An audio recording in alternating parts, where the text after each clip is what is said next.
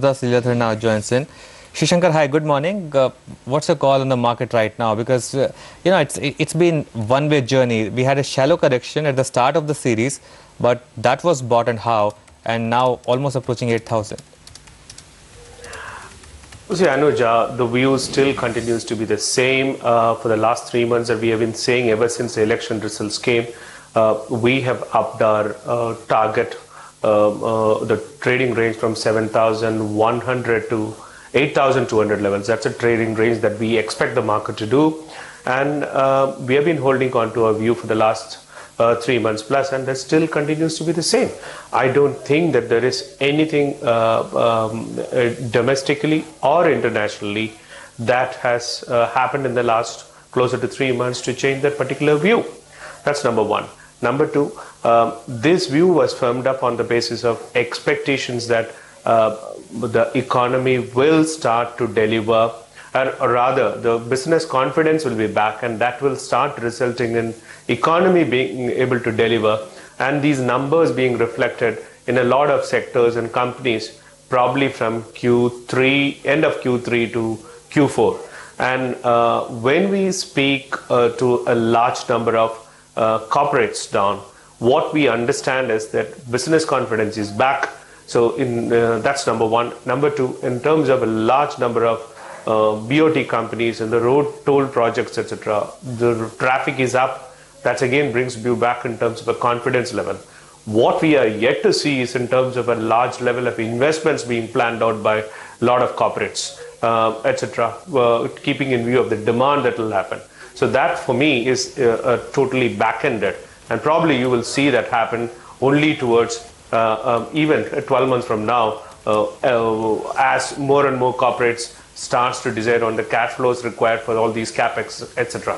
So we still remain focused in terms of our trading range for the market between 7,100 at the lower end and 8,200 at the higher end for the next 3 months.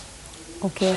Srishankar, hi, good morning. So what are the mid-cap stocks that you would advise investors to buy at this juncture? I was going through your list where you have quite a bit of exposure to a couple of sectors like mid-cap pharma, mid-cap IT, spaces that have done quite well. So what would you recommend at this juncture? We still while when we look at the entire mid-cap space, the segment has actually run up very well. But in some cases, we think the run-up has been far ahead of fundamentals. That's number one. Number two, in our mid-cap space itself, we have got Aurobindo Pharma, we have got Cummins, we have got UPL, we have got Federal Bank, Tata Chemicals, which is a new entrant, Ramco, Dish TV, PI Industries, JK Lakshmi Cement, and KPIT Systems, etc. in our top picks. And in fact, some of these stocks have been there consistently for the last few months, and some of the new entrant out there is effectively Tata Chemicals. Shishankar, you have among large caps Z as one of your picks. It's getting back into the index now, so that would be good news to you. What's your thesis for investment in Z, and what's your price target here? Z as a stock has got effectively zero debt, and the strong cash generation in the company, and the benefit of as and when the CAS implementation getting in various phases. The problem with Z in our estimate is that the implementation is getting a little bit delayed, and once this implementation gets done, it's a very strong stock in terms of cash generation and the free cash generation that will continue to happen. And let's also not forget that Z has underperformed the benchmark for quite some time, and because of it, probably tired holders are also there. Our view is very clearly big benefit of CAS implementation, number one, and huge free cash generation. To me, getting back into the index is only a bonus. Okay, fair enough. What about your key picks from the large cap space then? There are many stocks that you still, are bullish on, like HDFC Bank, State Bank of India, Axis Bank, etc. Would you just prefer to hold on to the large cap names, or do you think some of the mid cap banking names should also be looked at now? See, let me put it up this way. Why a large cap preference? Why a private sector bank preference when compared to PSU banks? This can be a double-edged play that we are having out here. The reason is we continue to believe that in the private sector banking space, rather in the entire financial services space, private sector banks will be preferred by a lot of investors, especially the international investors, for the simple reason that comfortability with the accounting policies and the lesser chances for surprises on asset quality will be on the higher side, and is on the higher side for these banks. So preference will be there for these banks, and they have been delivering consistently on these kind of numbers.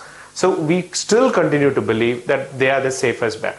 Now, financials itself, we are overweight. Again, coming back from our large thought process that you should start to see the economy recovering. And these numbers will start happening probably from Q4, end of Q3 to Q4, and in FY16.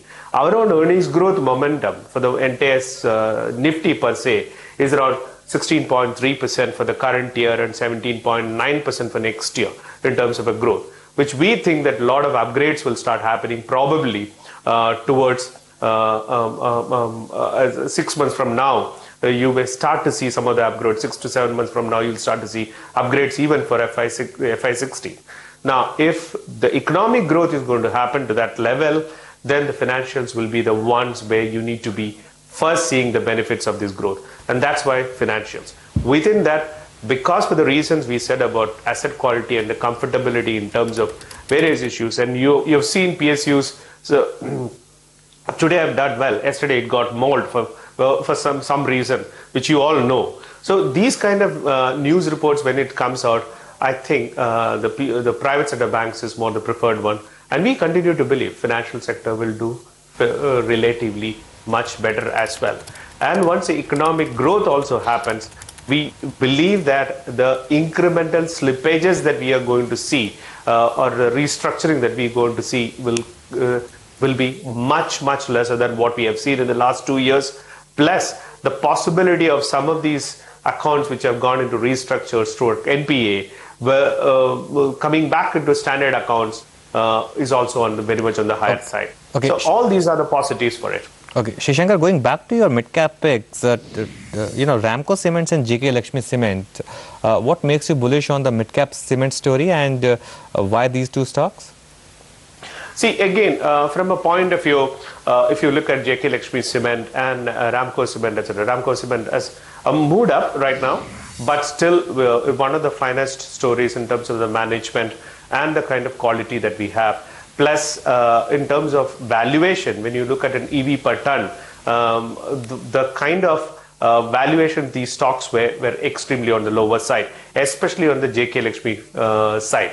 So it's beginning to get a bit topped up, but new capacity is coming up for JK Lakshmi, especially in markets where there's more demand and the margins are on the higher side, etc. Should start to play up in terms of valuation differential in EV per ton, which was at a huge discount to some of the players, slowly getting diminished. That's where we have been bullish on JK Lakshmi, and to a great extent that has narrowed down over the last few months as well. All right, Srishankar, we leave it at that. Thank you so much for joining us and giving us your view. That's the word coming in from Prabhudas Leeladhar.